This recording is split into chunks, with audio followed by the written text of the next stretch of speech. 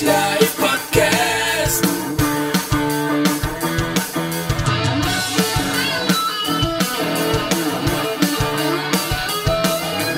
Oilers Live Podcast.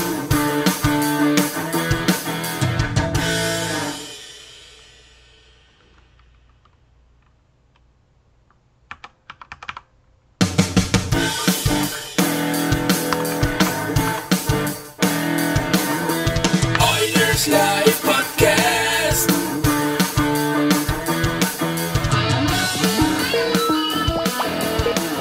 Thank you for calling Call-In Studios host and call screener line. Please enter your show number and press pound.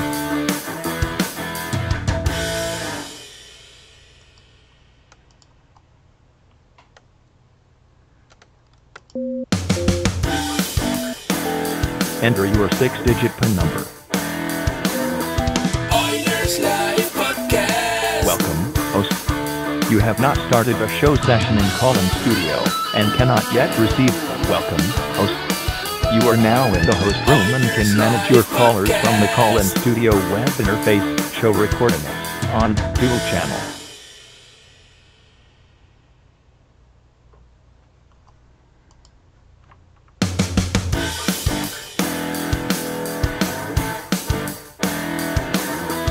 Oilers Live Podcast.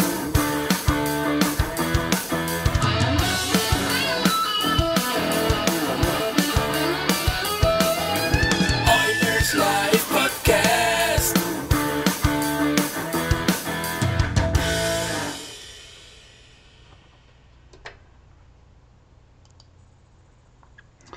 Hey everybody, it's Michael here. We're going live. It's Oilers Live tonight, post-game after an exciting finish with Connor McDavid. Just another breakaway to end just another overtime. Yes, it's preseason, but it was a lot of fun. So this is the second time we've gone live. I'm sure there's going to be some glitches as usual. But we're going to have a little bit of fun, and hopefully we'll have some people call in and have some open discussion about where the Oilers are headed. We've had some exciting preseason games. Tonight was maybe not the most exciting of games, but we saw a couple things that I think we needed to see. Pontus Aberg looked all right. Kajula, unfortunately, I thought was a little bit invisible tonight, we didn't see necessarily the big defensive mistakes we saw in what turned out to be the one shutout we had, the 6-0 shutout. But tonight I thought the defense was, steady. Koskinen, everybody's going to have a different opinion on him. So if you call in, let's chat about Koskinen. What I don't really have time for is apocalyptic talk right now. It is preseason. I also am not counting us in for this Stanley Cup just yet. It's preseason both ways, right? We're maybe doing well right now. It looks like some lines are gelling, specifically the Ratty, Nuge, McDavid line, whatever you want to call that. Draisaitl seems to be a little bit more chemistry tonight with Yamo and Lucic. Lucic, of course, looks a little bit better than he has. Brodziak, I think it's turning out to be a nice pickup. Has some good speed. And Reeder with a nice one-timer catching Ronta off guard tonight. So some highlights. I know you could follow on Twitter, and there's going to be a lot of crap and a lot of other things. Before we get started, I'm going to have I'm going to try to join in one of our fellow Twitter fans, Oilers Twitter fans, Al Clemby. He goes by. I'm not got to remember his actual name. I'm sure it's Al. So we'll see if I can get him to join via Skype. And if anybody else wants to call in, I'm just going to put the number up right now. 587-907-5483. So it's 587-907-5483. And I'll be watching the lines. Maybe we'll get a call from Mary again tonight if she's listening. So before I get through some of that stuff, this is what I'm plugging right now. This is a non-commercial podcast, so we got to plug something, and I'm going to plug the Oilers Live Cup. This is coming to the Downtown Community Arena in Edmonton, December 9th, which happens to be the Battle of Alberta night. So I'll be going to that game, but I would also like to play some hockey before I go, and why not do it for a good cause, and that is in support of the Chinook Autism Society. Most of us that know the man Rudistic, as we know him, at Rudistic on Twitter, know he is an autism parent. He's very inspiring. Autism is certainly something we need to grow some awareness on, and something a lot of these families need some help and support with. So 100%, no less, of all donations will be going to the Chinook Autism Society. And I think that's something we can all get behind. So if you can't make it, please send me a direct message at Oilers Live on Twitter, or you can reach me by email at michael@oilers.live, and I will give you a method in which you can donate. And you'll also not just be able to donate, but if you like, you can get a tax receipt. So they do, the donations to Chinook Autism Society go through Inclusion Lethbridge, which is where our friend Radistic is based, I guess. And he's coming down for the game. I'm not sure. Yeah, I think I can say this. He's playing his first ever full equipment game of hockey. So we're going to get him some gear, and he's going to get on the ice. We'll see whether he plays for Team Megathread or Team Heavy Hockey. Anyway, lots of spectators coming too. So we've got about 30 plus fans or spectators coming. Maybe they won't show up for the whole game. I don't know how much they want to watch a couple of adult rec players go and drop the puck and play some hockey. But if they stick around and watch and maybe cheer, that'd be a lot of fun. But if they join us at the after party, which will be at the Hat on Jasper, they're going to open a little bit early on that Sunday for us. All the folks can go out there, drink specials, food specials. And if you're so inclined and you can make it that long, maybe you can watch the game after. And then a number of us, I think, are going to the game. Mr. Megathread Mike is going to also go to the game with his son. A little surprise, so hopefully his son's not listening. I do have a caller, so we've got James on the line. Cost commands. I'm not quite sure what that means, but let's go with it. How you doing, James? Doing good. I'm impressed with the backup goalie, however you pronounce his name. Koskinen, yes. Yeah. So you're probably going to be one of the few, right? Just to be out there with that, right? There seems to be a lot of complaints about him. I'm not in that boat. I'm not going to say I'm impressed, but I'm not complaining yet. I think he's suffering the same thing that every Russian ever coming over to North America goes through. He hasn't been here. He didn't play any junior here. He's got 4 NHL games, and the improvement game over game is just, I think by 10 games in, we're going to know what we have. And, if we've got a guy who can go even even money or like go 500 or even 450. If Talbot's on a contract year, that's exactly what we need. Mm-hmm. And if he can pick up 20 games, then that's 9 or 10 wins, and that's all that Talbot needs to carry the rest of the way. So you're hitting it right on the head in my mind. I was last night I went and recorded a podcast with the guys over at Oilers YYC, and I was trying to remember if we said it on the podcast or if we said it in one of our breaks. But we don't need Koskinen to be a starting goalie, right? And if you're expecting him to be a starting goalie, you haven't watched Talbot. He looks on, right? I mean, he's looking the couple games that he's played. He's back. He's 2 seasons. Yeah, he's 2 seasons ago. He's not last season. Yeah, exactly. So we don't need Koskinen to be, the starting goalie. We need him to be a backup goalie. And take away the fact, like, if you think that's overpriced, I don't care. He's on the team, right? And he's going to be a capable backup. Were you at the game, or did you watch it, stream it tonight? I streamed it. Okay, what was your reaction though when that first one went in?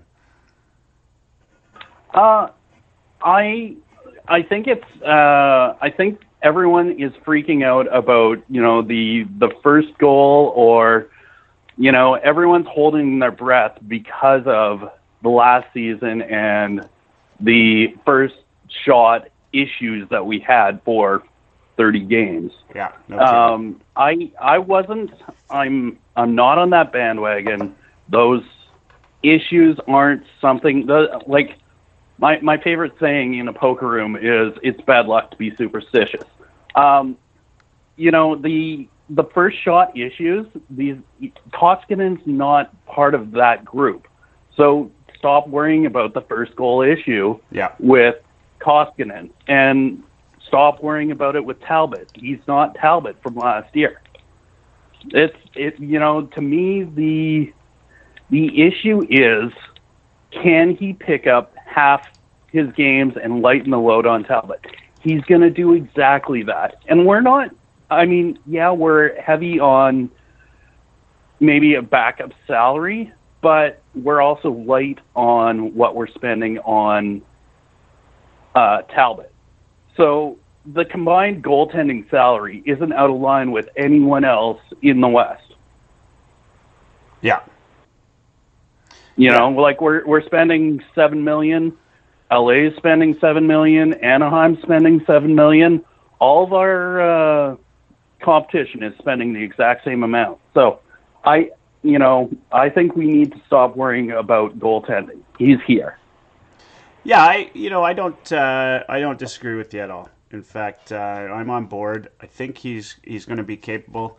One of the things I think was on the Gregor show, we had one of the goalie coaches who suggested that what happens with goalies in the KHL is they don't get all those shots at their feet that they do in the NHL. Of course, it's a bit of more of a grind in the NHL, right? I mean, you have to be in the blue paint if you want to score goals every night, and that's why you're putting the puck right there.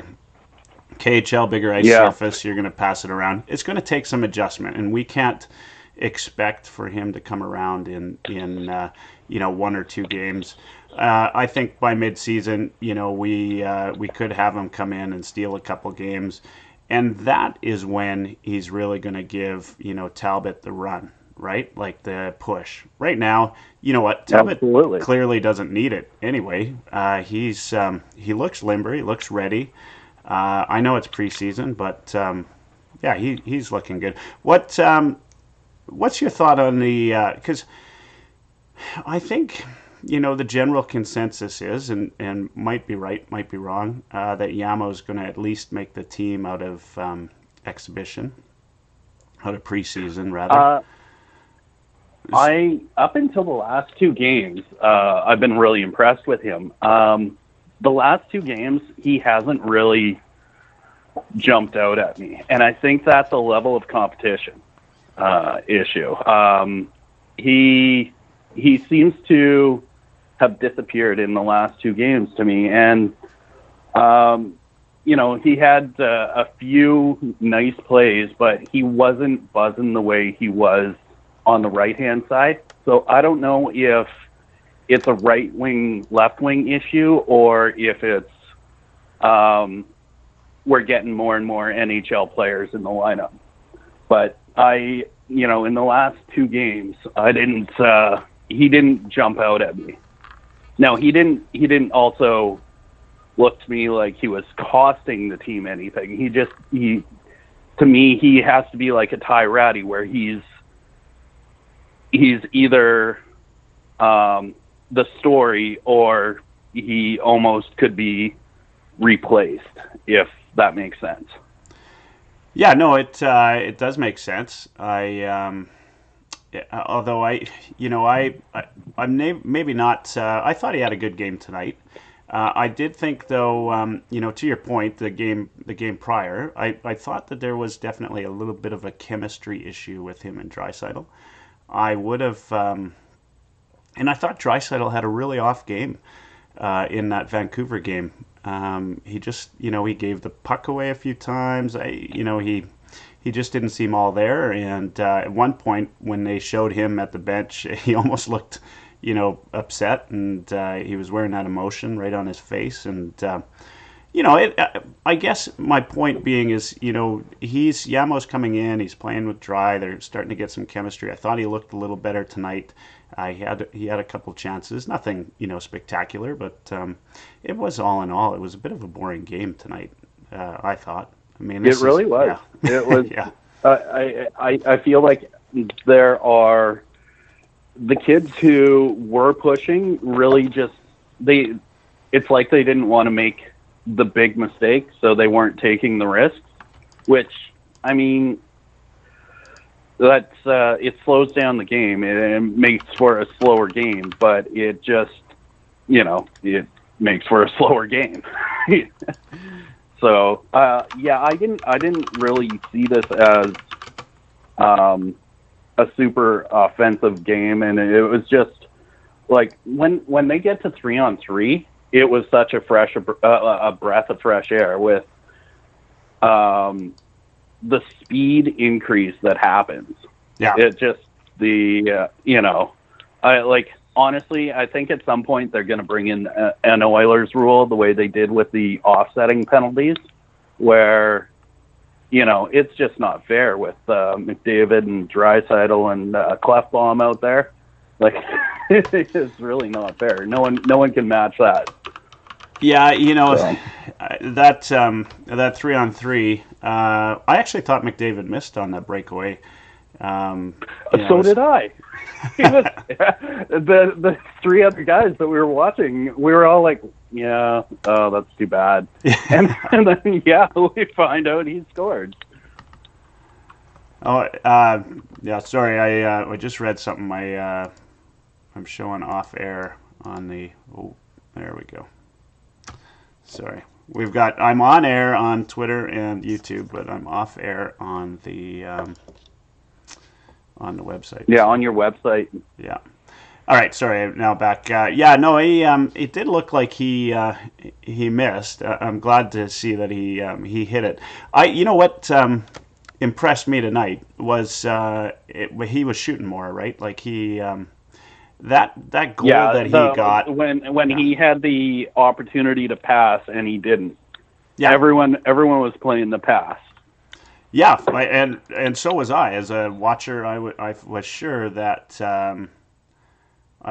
he would be playing the pass as well. I was in fact quite surprised when he did take the shot. So originally, one of the things I was going to suggest... That's pleasant to see, because you know what? That also opens the pass up later on.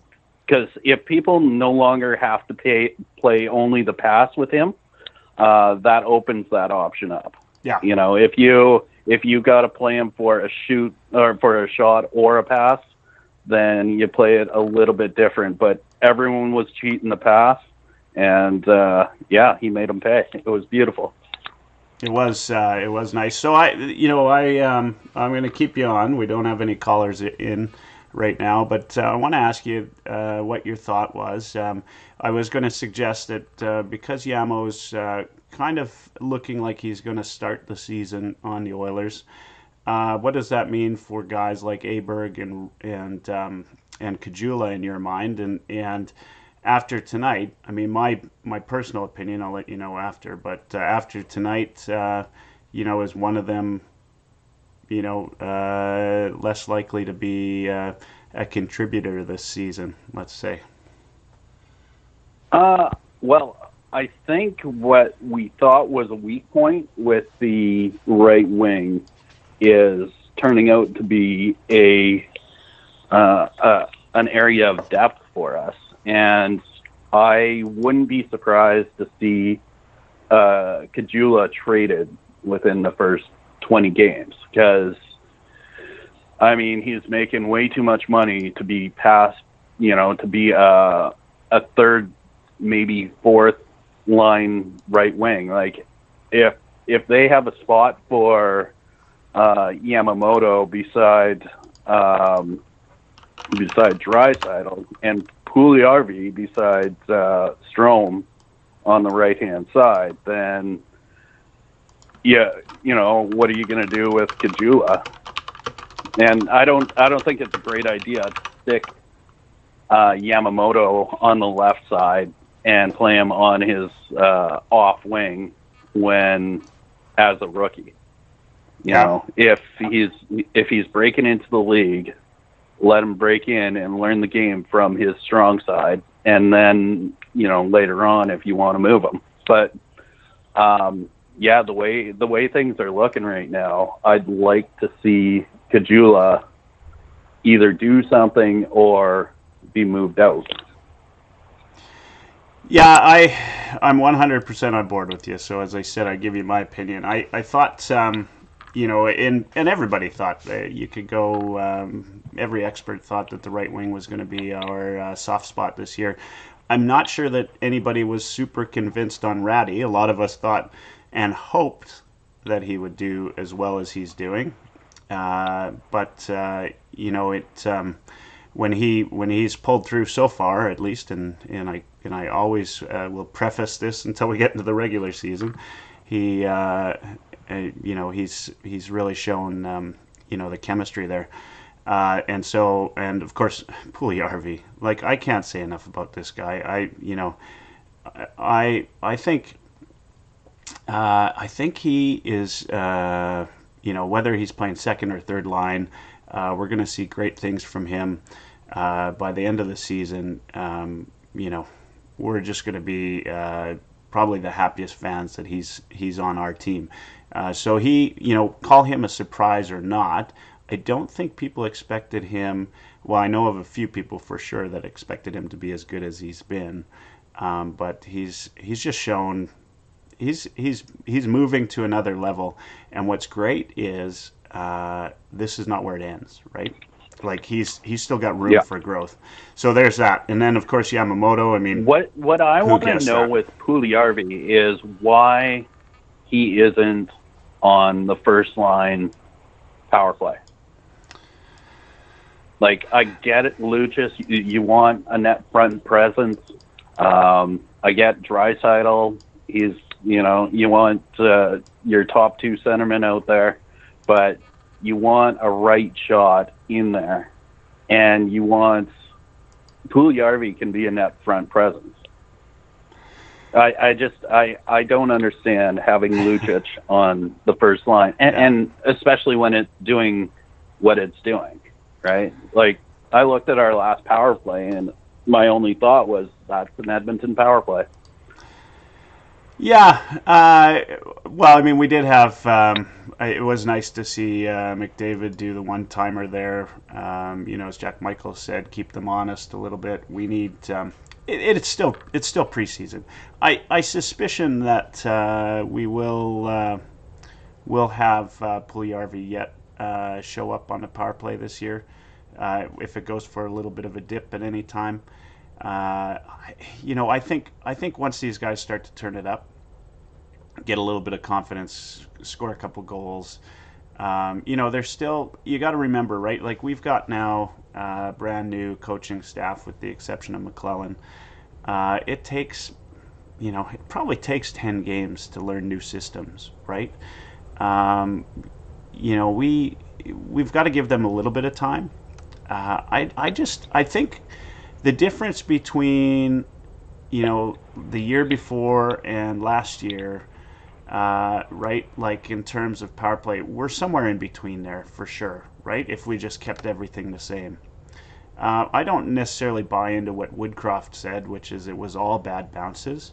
I think some of it was everybody, knew what to expect when the Oilers got on the ice for the power play. But there's no way we can be as bad as last year, right? Like, we will be better. And, if we're just marginally better, that's good. But we've got the talent to be outstanding. I'm hoping that with the addition of how we're not in the top Vivrios, five that will be, yeah. Like, we have so much talent. There's no excuse for us not to be in the top five.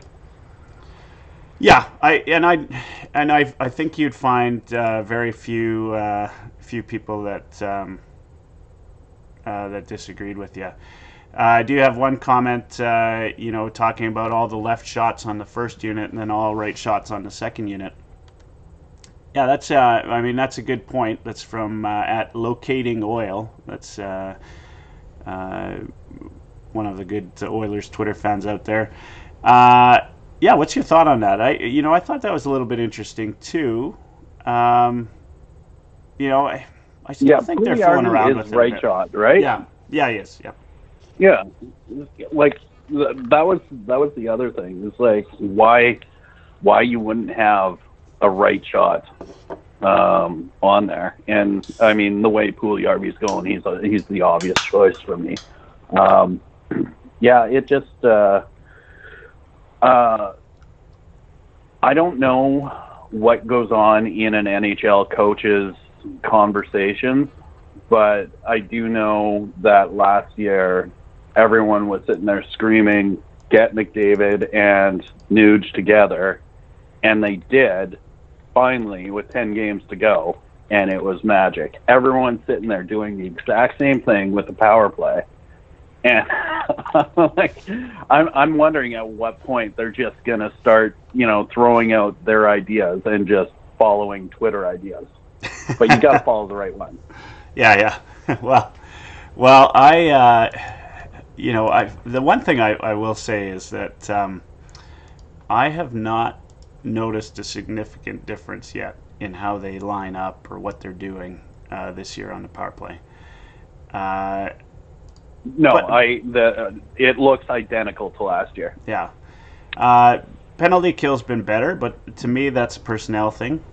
I don't have an answer for you. And I don't think you have an answer. We know, what's going to happen is regular season's going to come around, and they're going to start, fiddling around with it. I think to your initial point was, are we going to see Puljujärvi on that first line? If he keeps playing like he is, he's going to earn the spot, right?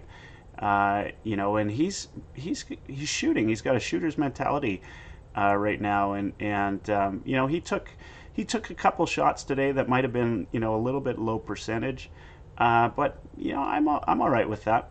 I think the way he's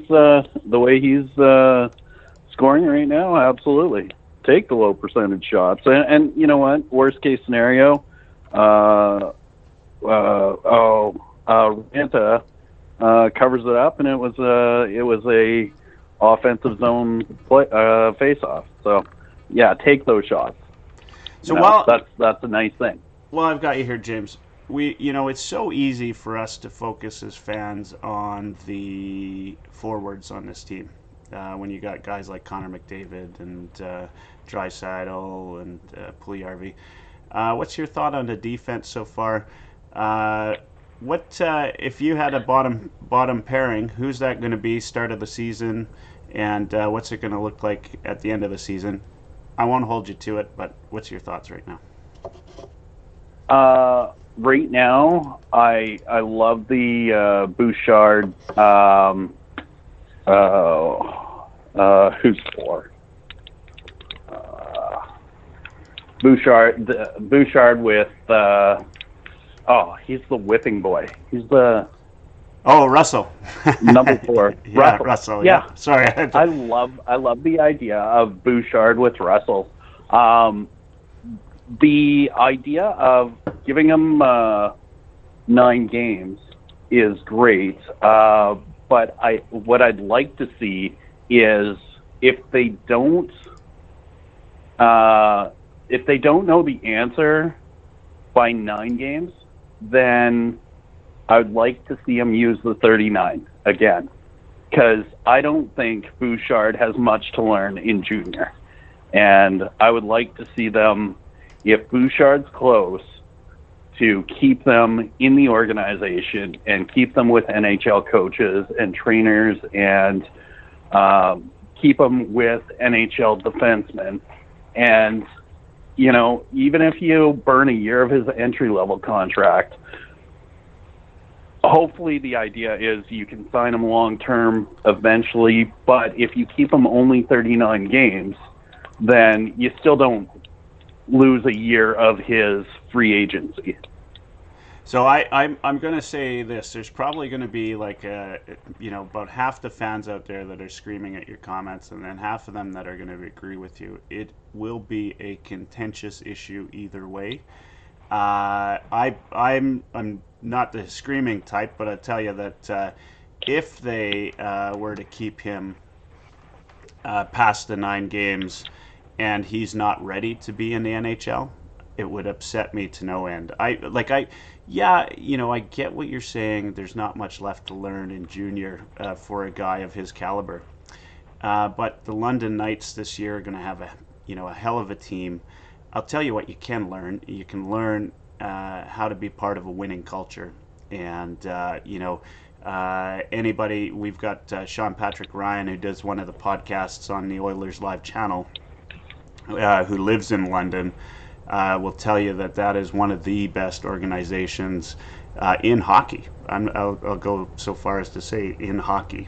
And as you know, they've got Buckfest going to be there, and a number of who knows if Formanton's going to go back. It sounds like he's making a case to make the Senators. Not only will he go back to what's going to be a winning team, but he'll have a chance. I think he's an early favorite to be a captain for Team Canada in the World Juniors. So there's still some learning for him to be done and some confidence building. I would hate to see us waste a year on him if he's not ready. And I'll tell you what else I think about it, and whether people agree with me or not, is defensively I don't think he's ready for this for the season. He's been a little bit suspect. I mean we've seen worse, Jerebic, and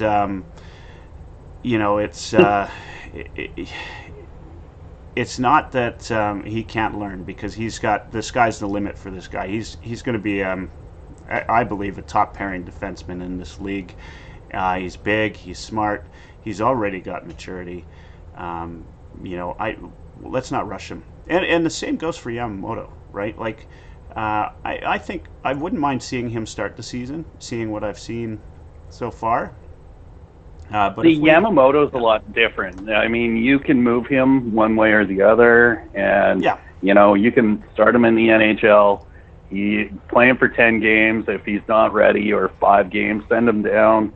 Give him 20 games or 15 games in Bakersfield, and bring him right back up. For me, if I'm looking at Bouchard right now, and he's, if he's overwhelmed, then do 9 games and then send him down.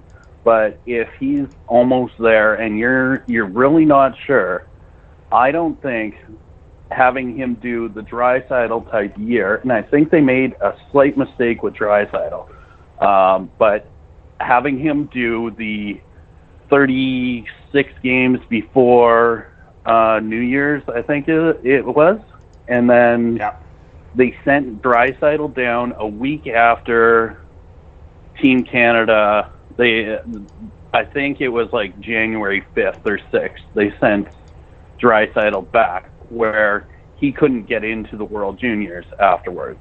Where if they're gonna send Bouchard down, send him down just before the World Juniors. And if the London Knights are that good and they're making a Memorial Cup run, have him play 35, 36 games here, send him down, have him captain Team Canada, have him make a Memorial Cup run, and then bring him back. And if you have to bridge him, instead of a 2-year bridge like we got with Darnell, do a 3-year bridge. I know exactly what you're saying. I just think that it's not worth it to me. It depends on. I mean, so much of our season though does ride on the first 9-10 games. There's a confidence thing. There's a whole bunch going on, so I'd have to say,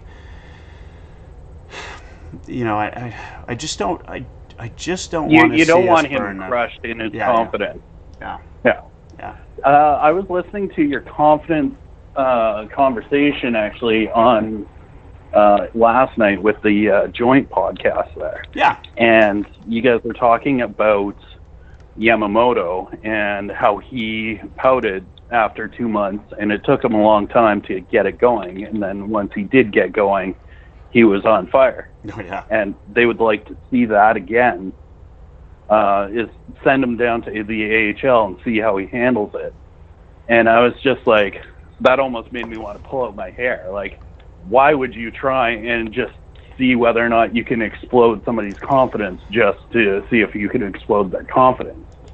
Yeah, so that was my comment on last night's I totally agree with you there. That was not me. That's not why I would send him down for sure. Would be to test out his confidence and test out his attitude. But I totally agree on that one. I tell you what, James, I'm going to open up the lines to some others and answer some of the comments we've been having on the. So if you're listening or watching live on Twitter, it goes through to Periscope. If you hit the little Periscope button, you can log in, comment along. There's just been a couple. We've got again Locating Oil.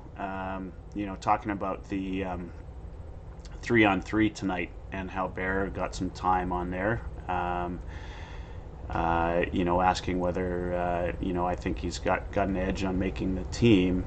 And I'm going to suggest, that I think he's going to start the season as the 7th guy.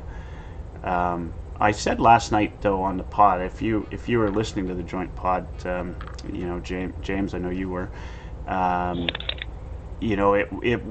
It's something where I've been a touch disappointed in the way Bear started camp, because I kind of expected him to be coming off of the season where he had some time, in the show, so to speak, and I thought he'd have a little bit of extra confidence and cockiness to him coming into camp. And that first that rookie game that we had here in Calgary, he had that. He looked like but it's not hard to play that way in a rookie game, because 90% of those guys will never see NHL ice. So anyway, I've been a little bit disappointed in camp. But tonight, I thought he showed well. He deserved. I think I wouldn't say, my personal opinion, and this is to Locating Oil, is not that I think he's got an edge. I think the Oilers are very well aware of what they've got with Bear, and I think that at the end of the day, right? They want to put him in a position to succeed. He's an offensive guy. He's I think he's going to grow into another guy that could be a dominant defenseman. He's got a nice shot. I just my only opinion on him is I was just a little disappointed that he didn't come in with a little bit more of a chip on his shoulder, and with a that cockiness that says I'm making this team, right? It didn't show anyway. Yeah. I mean, and I always think too, we don't see what happens in camp, right? Like we see the games, we see them online or stream or on TV, and we don't always hear. You need to go into Oilers TV and watch the interviews they do raw. That'll give you a bit of an idea of what the coaches are thinking, but I do think Bear's going to make or be on the plane to Germany. Your thoughts on that? Yeah, I like our depth. I like the way Chiarelli's been drafting. I like to bait people who absolutely hate everything that Chiarelli ever does at any time. He drafts well. Like he does draft well, and whether or not that's him or whether or not that's Keith that's actually coming up with the decisions, but in the last 3 years, our drafting is night and day difference compared to what it was. And having depth in on the right hand, is Bear on the right or is Jones on the right?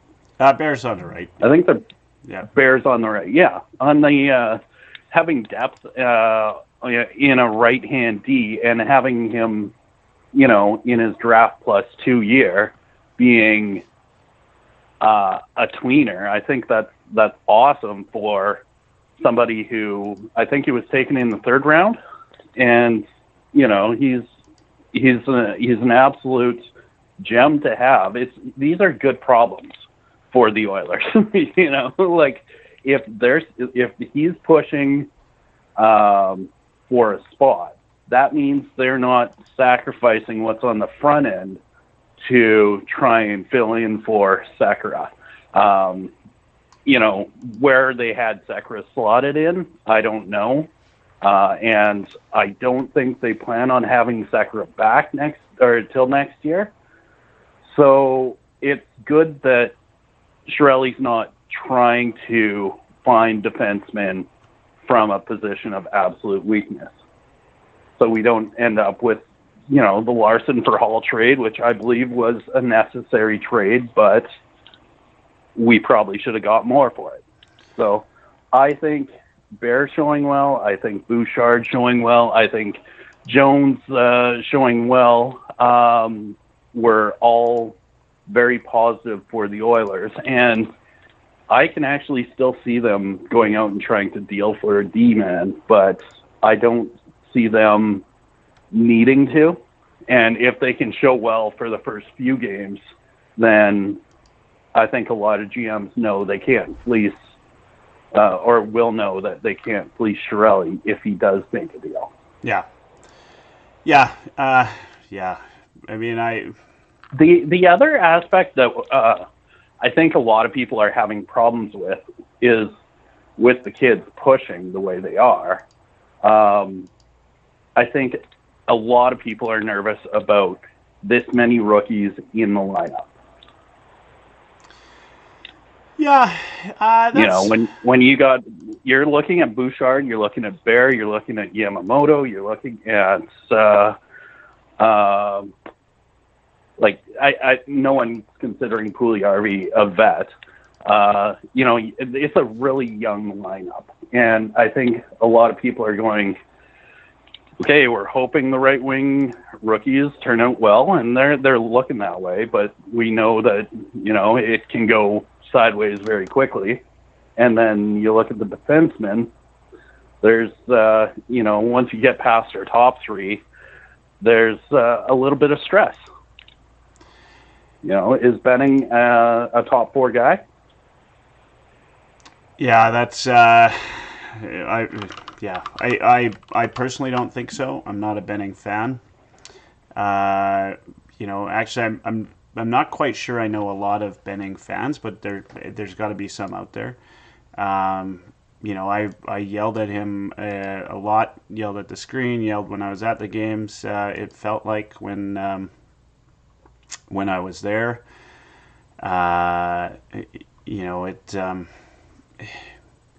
It is what it is, though, right? Like we've got Benning. We've got to wait and see now what happens. Of course, lots is riding on what and how long is Sekera actually out for? Is this it for him? Is he going to stay on, or is he is LTIR? Is this the season for him? And then I think we're going to see does Chiarelli make a move? There's not a lot out there, though, right? So, is Benning the best of what we can get? Everyone's screaming Falk, and I'm like, when people start talking about Falk out of Carolina there, I'm just banging my head against the wall because he was their problem last year. So why do we want to bring him in at $4.5 million to be our problem? Yeah, well, we've got some great museums in Edmonton. Maybe we could arrange some type of Hamilton trade or something. I don't know. We'll see. I'm James. I'm gonna cut you off here and make a couple of announcements, and then hopefully try to entice some new callers in before we shut down for the night. All right, sounds good. Yeah, thanks for Talk calling. to you later. Thank you. James, thanks for listening to the podcast. And any chance you're coming to the Oilers Live Cup? I can't. I actually will be in Antarctica. Oh, well. I'm not kidding. Are you taking your skates? No, there's no hockey rink, unfortunately. Well, have fun, and make sure you tweet out some pictures and the rest. I will send you some for sure. Sounds like a great trip. Thanks for calling in. All right, thanks. Bye. And that was James, Antarctica bound, so he won't be making the Oilers Live Cup. We've got call-ins available. You can call in at 587-907-5483. I was supposed to get Al Clemby on through Skype. I kind of wondered if I'd have some trouble arranging that. So, Al, if you can call in. Would love to talk to you. Or anybody else for that matter. Somebody just brand new, like to get a couple different opinions out there and to keep this going. James had some good things to say. He had some things I didn't agree with. Not your typical sort of Oilers Twitter fan that is blowing the place up, which is nice. Actually, that's not fair. That is not a typical Oilers fan. There are certainly some of them, and I think they're just louder than the rest of us. But maybe you don't feel so great about Koskinen. Maybe you don't feel great about this D. I will tell you that the defense is certainly an area of concern for me, and I think it should be for most of you. So anyway, okay, so let me jump to something here. I want to say that this just doesn't feel like kind of your regular type of media program, unless if we talk about who's who and where the season's gonna go. So in terms of the Pacific Division, If you want to call in, what I'm curious about is any one of you out there think that the San Jose Sharks are not going to be the team everybody thinks they're going to be. So if you're one of those folks, give me a call, 587-907-5483. And then, maybe you're in with me and the guys at Oilers YYC and myself, we all tended to agree last night that, the Calgary Flames are not going to be the team. They seem to be the darling of the media in the West. But that's year over year. I've never got it. But I'm an Oilers fan, so I'm a bit of a homer. There's no doubt there. Do you think that you think they're going to be the number 2 team in the Pacific this year? I'd be curious to know. What about Toronto? I mean, do they have the defense to go all the way? Is that not a similar type of makeup to the Oilers, right? As much as we make fun of Toronto and all the media surrounding that. Like, for instance, they had Bob McCowan. I'm going to try to do my best Bob McCowan thing here. Let's just see. So, Mr. Dubas, you've got John now. What's that like? Is he gonna make the change? Are you gonna win the Stanley Cup? And what's going on with William Nylander? Well, Bob. Things with William, they're moving along. It's, our camp's talking to his camp, and I don't know if you heard, but we signed John Tavares, and I'm a super smart guy, and so I don't care what happened in the past. That it's 1967 since we won a cup. I'm just glad to know that the Leafs are relevant again, but we'll sign Nylander for sure. Anyway, that's probably the best interview and spoof or not spoof little thing that I can make, satire, maybe, whatever. That's about as much fun as I can have doing this. I've got to work on this. Keep in mind, this is only the second time I've done the live show. Please do call in, 587-907-5483. I'll probably shut it down here in about 15. Once regular season starts, hopefully we get a lot more people on. I do have some exciting things planned. Of course, this year we've got some scouts going to be on to talk prospects this year on the Heavy Hockey Pod. That's our recorded podcast. We will have the usual folks from around the league. I've got some guys from San Jose. I'm going to be talking to them about Carlson and what's going on there. We've got, of course, our regulars, guys like Eric Friesen, who is great to listen to and always has something exciting and good to say about the team. Shane Sander I had on the other day. That was good. If you get a chance to listen to Shane, I am going to talk to Shane about getting a better microphone. Because I like having him on the show, and he does a lot of great work.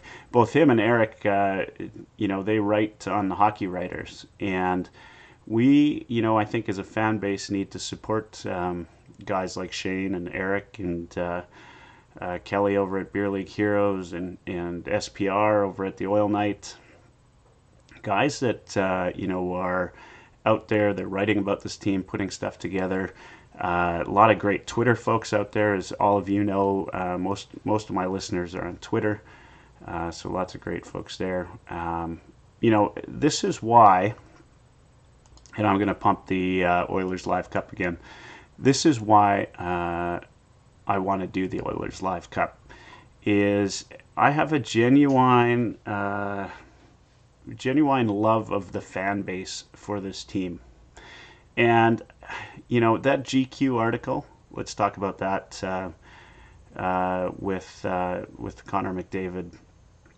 The title of that, about McDavid being chirped, all that is clickbait. That's last year's news, right? Everybody knew that happened. Why are we even talking about it again? Why am I talking about it tonight? It's last year's news. The fan base here, yeah, we're passionate. He says it right there. He says it's a passionate fan base. And, do you want to be in a place that doesn't care if you're winning? I don't think you do, right? And Connor signed here for, the 8 more years. He's going to be here. And, he just comes prepared. He's hard not to like. He's a likable guy. The flow looks good. He looks faster. Looked good tonight, I'll tell you that. We talked a little bit on the joint pod last night about guys coming into camp, right? Do you need to be, if you're a vet, and it's hard to consider McDavid a vet after a couple of seasons, 3 seasons, but he is.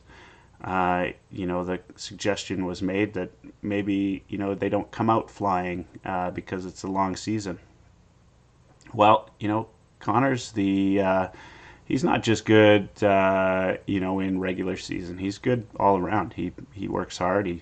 He's professional. He's constantly working on his game. Everybody talks about it. We see, and we see the videos, right, on YouTube, on Twitter, the videos of what he's doing when he's not in game. He's pretty amazing. So anyway, back to the great fan base. We are going to that point. We're going to have so far we've got 53 people registered for the Oilers Live Cup. That's December 9th in Edmonton at the Downtown Community Arena. It'll be at 2 p.m. So if you don't know the Downtown Community Arena, that is the basically arena that's attached to Rogers. And so we're going to have a game there. It's going to be an hour and a half long. We're going to have, all types of skaters out there. It's going to be a modified exhibition game. Team Heavy Hockey, which is my recorded podcast that I'm doing every week, against Team Mega Thread, which is our own Oilers Twitter fan, Mike Dursa. And the two, he's going to captain one team, I'll captain the other. Don't quite know how the draft is going to happen yet, but probably sticks in the middle. We still need 2 skaters for that. So if you want to put on some gear, get out there on the ice. Love to have you. It's going to be a lot of fun. Lots of fans. Some people, you know who you are, have been talking about putting some signs together and a number of other things. So all good.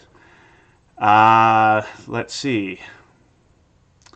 We've got Shane Sanders asks a good question here. He says, before this ends, what happens with Koskinen? Does he win the number 2 job, or are you looking elsewhere if you're Peter Chiarelli?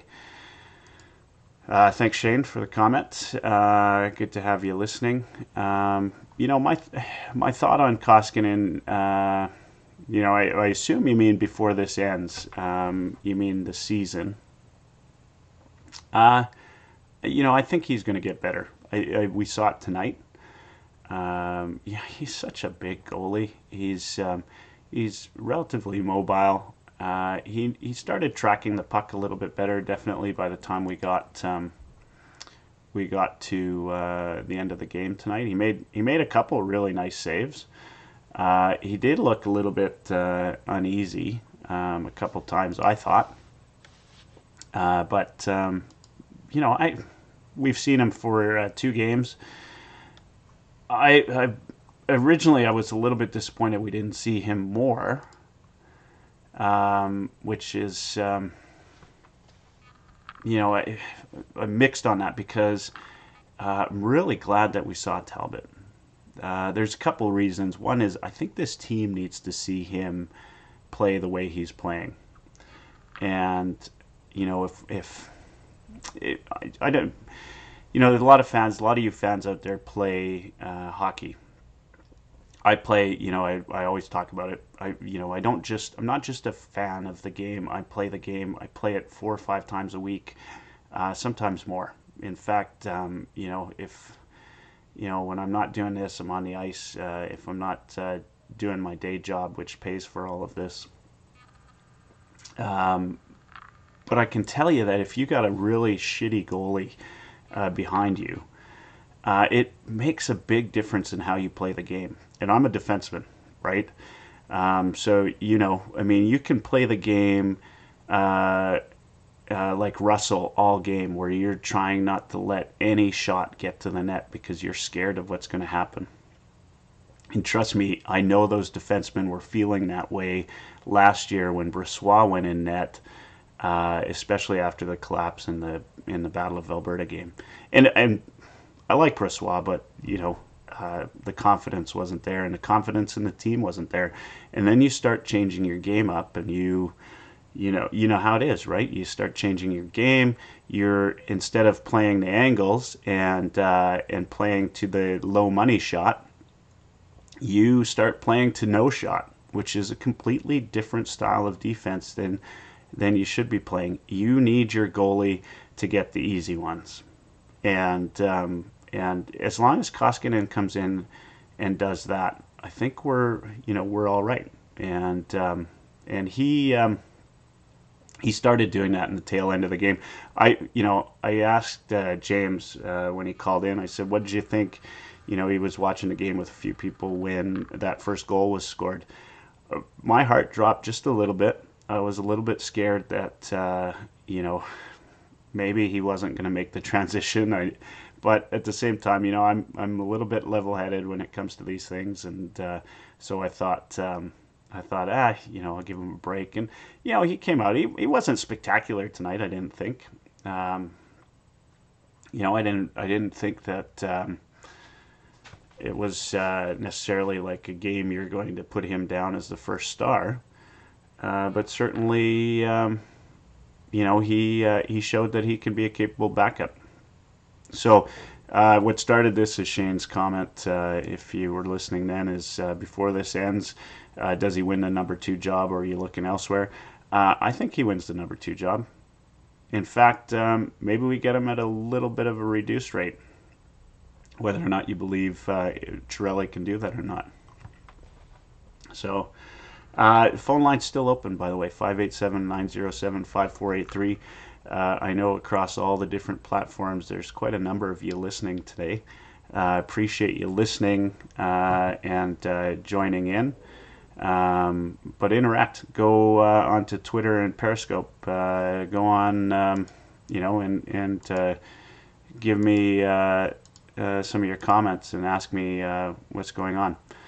So we've got, I believe it goes by INA, so Ina or Ina has said, I don't think they'll scratch Benning and go with Bouchard and Bear. I would be stunned. I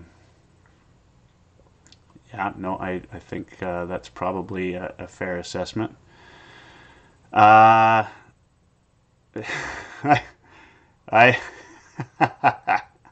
Thanks, Paige. I see you got me in the Kyle Dubas look.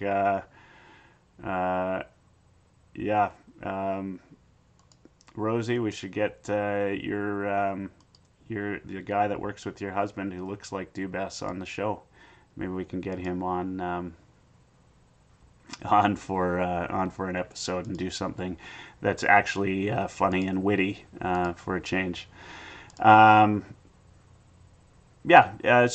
anyway, Koskinen, I'm not down on him as of yet. Yamamoto, let's talk about him while you're all listening and I'm waiting for callers.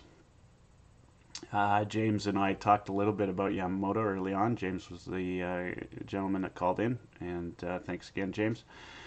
Yamamoto, I thought, has had a pretty good camp so far from the games that I've watched. We were talking. He wasn't as impressed with the last two games. My thought on it is, I'll go back to it, is the first game with Draisaitl seemed to lack a little bit of chemistry, and Draisaitl, in that Vancouver game, just seemed a little bit off. Right, it wasn't necessarily just the giveaways, but it was some of the passes were, into the middle of nowhere, which tells me, right, because Draisaitl doesn't, he passes where he's going to pass, and he was expecting somebody to be there, so the chemistry's off, right? But it was on a little bit tonight. They're getting that back. I'd be interested to get some people's takes on Lucic. I thought the Vancouver game he looked great. I thought tonight he had some moments. I thought the one thing that I find with Lucic is he the one area where I think he struggles is he's not great with that one-touch pass. So he's always got to get that really heavy control of the puck, and I think it hurts him and hurts the play at times where he goes for that extra little puck control, and then the play dies with him. I believe in Lucic. He's the reality of the matter is he had a good first year with the Oilers. He did what he was supposed to do. Last year, he didn't just all of a sudden become a minor leaguer, right? A guy like him doesn't just become a minor leaguer. He, he's going to be back. He might not be. Let's not focus on the salary for a change or what you can and can't do with him. Focus on the player, and I think that he's still a leader. He is a vet of this league. He's won a Stanley Cup. He can be an asshole when he needs to be. And I'd like to see more out of him in that regard. And we'll see. I mean, preseason's not the place for that. My biggest questions right now on this team are where do we go with guys like Kajula, right? Did Cassian do enough in that Vancouver game to make the team? I think we're getting Koskinen as a backup. Montoya is definitely going down. Defense. When the season starts and they put Sekera on long-term injured reserve, what does that mean for Chiarelli, right? As that opens up some cap space. And how do you play with that? It all depends on how long Sekera is going to be out for. And then who's on the block? Do we see Gravel back in the lineup, right? I think, the reason he was sent down was a timing issue. There was something... one thing I wanted to point out tonight, and most of you, I think everybody's pretty much on the Ratty train right now. He's looked really good. One of the things I noticed last year, and one of the knocks on him was always his capabilities defensively, and also that his puck movement and his choices weren't always 100%. I would say to you tonight, what I did see from him was a little bit of a new Ty Ratty, and specifically there were a couple plays where he made the high percentage pass, high percentage play, rather than trying to take it to the net with the turnover to go the other way. If I had to say, I would say that maybe it's the coaching, right? Maybe it's the guys, the new guys, Gulutzan, Vivrios, or Yanni, or whoever. But Ratty's made this preseason not just some exciting offensive plays, but he's made some good choices out there as a player. And I've been really impressed with him. I just hope it carries on through. So, guys, it's 10 after 11. Doesn't look like I'm going to get any callers in right now. I've had a number of listeners tonight. I did have James call in. Once the regular season starts, we're going to be doing this every week. I hope to get a guest on, every week so that we can chat and just have something to talk about and maybe have a couple of storylines. And regular season is a whole new thing. One thing I am going to announce to those people listening right now is, as you've seen, if you're following my Twitter, I've been contesting or raffling off, however you want to put it, the exhibition games or preseason games. I'm going to do it again for Saturday's game, Battle of Alberta. So, if you watch my Twitter feed, I will put the feed. So all you need to do is retweet and follow. I suspect anybody listening right now is already following me on Twitter. Also, do me another favor and go to my YouTube channel. I need to get to 100 subscribers before I can change the name of it to Oilers Live. And so please, I ask, go onto YouTube, do a search for Oilers Live, all one word, find my YouTube channel, and hit the subscribe button, and help me out in that regard. Review the podcast, do all those things. This is my chance to plug me.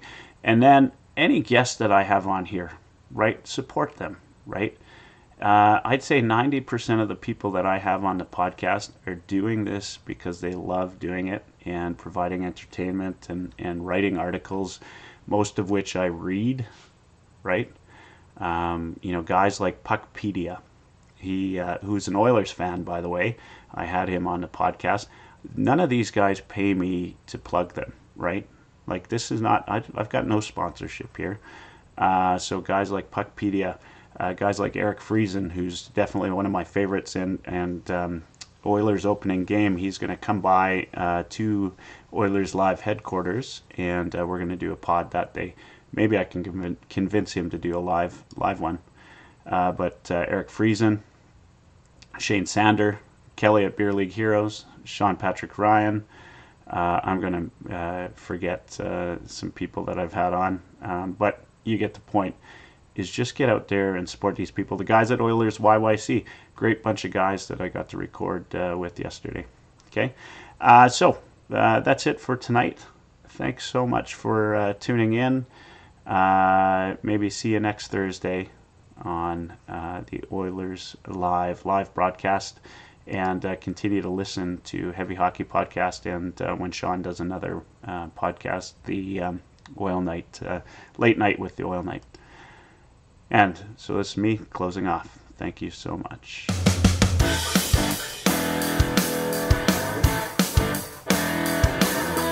Oilers Live.